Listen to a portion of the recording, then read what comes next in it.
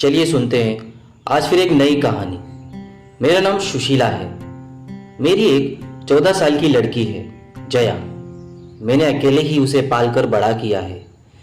जया और मेरी एक छोटी सी दुनिया है, लेकिन हमारी जिंदगी में ऐसी कई बातें हैं जो मैंने जया से छुपाई है। जया अपना स्कूल जाती है और मैं अपना छोटा सा पार्लर चलाती हूँ। जिंदगी हम दोनों की आराम से कट रही है। हमें एक दूसरे के अलावा कभी किसी की जरूरत नहीं पड़ी, लेकिन उस दिन के बाद शायद हमारी जिंदगी में फिर कोई आने वाला था। मैं पार्लर का सामान लाने के लिए शहर गई थी। जया को साथ नहीं ले गई थी, वो घर पर ही थी। जिंदगी में ऐसा होता है कि कभी कभी अचानक ही हमें कुछ सरप्राइज दे देती है। मेरे सामने अजय था। एकदम अचानक ही आकर वो मेरे सामने आ गया। उसके लिए भी शायद ऐसा ही था। हम दोनों एक दूसरे को देखकर एकदम चुप हो गए। इतने सालों के बाद मिले थे, लेकिन बात करने को कुछ नहीं था। अजय वो था जिससे मैं शादी करना चाहती थी। हम दोनों एक दूसरे से प्यार करते थे, लेकिन हमारी किस्मत की वजह से हम दोनों साथ नहीं रह पाए। अजय इस शहर में आ गया था।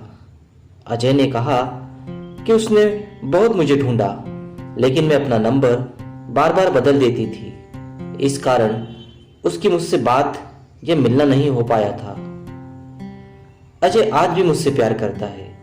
उसकी आंखों में मुझे दिखाई दे रहा था। वो बोला कि वो आज भी मुझसे शादी करना चाहता है, मेरी बच्ची को भी अपना लेना चाहता है, लेकिन मैंने उसे कुछ भी जवाब नहीं दिया। मैं जाने लगी तो वो मुझसे बहुत बोला कि मैं अपना नंबर उसे दे दूं, और मैं इस बात के लिए उसे मना नहीं कर पाई।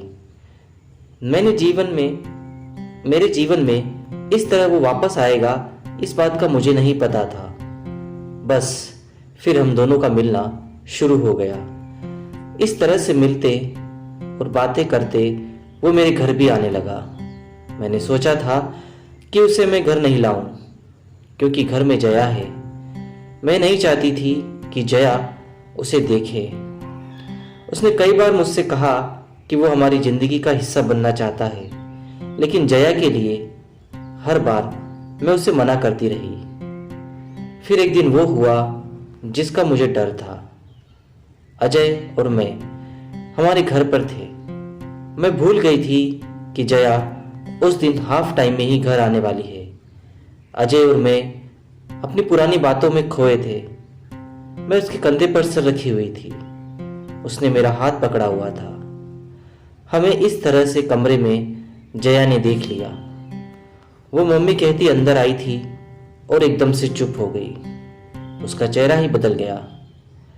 अजय वहां से चला गया। मुझे पता था कि अब जया क्या सोच रही है। हमेशा खुश और मस्ती करने वाली मेरी बेटी आज चुप थी।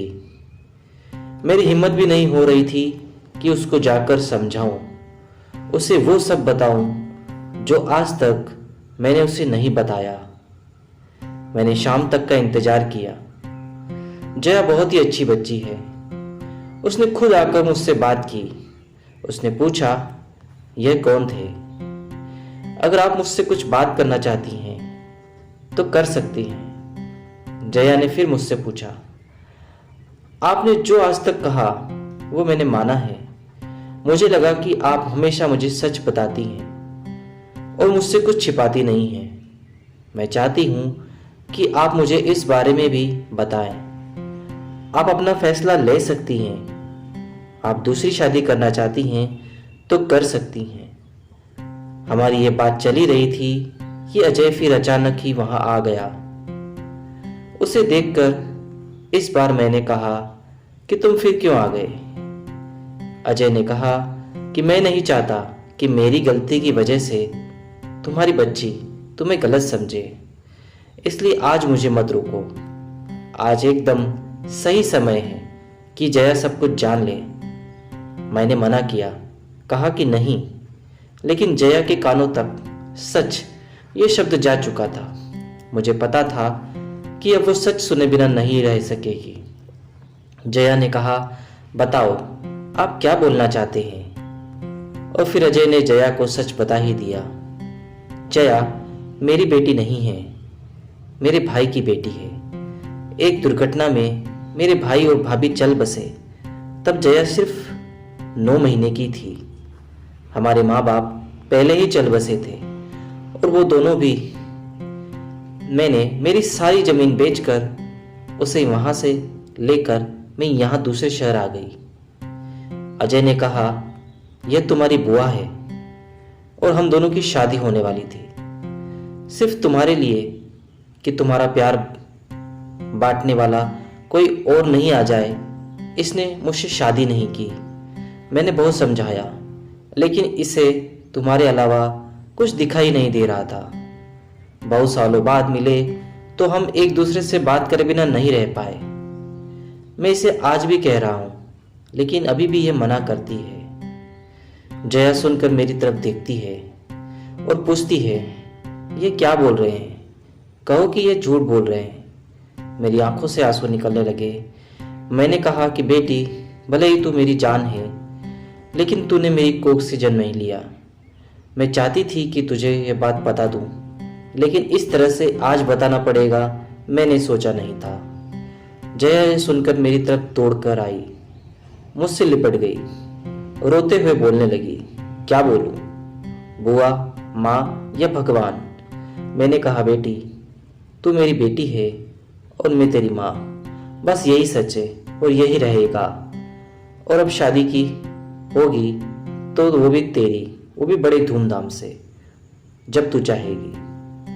मेरे फैसले को अजय ने भी माना। आखिर मैं अकेली नहीं थी जो बिना शादी उम्र निकाल रही थी। उसने भी ऐसा ही किया था। जया ने फिर कई बार कहा कि आप लोग शादी कर लो, लेकिन मैंने कहा, अब तूने हमें मान लिया और जान लिया, बस हमारी तपस्या सफल हो गई और कुछ हमें नहीं चाहिए।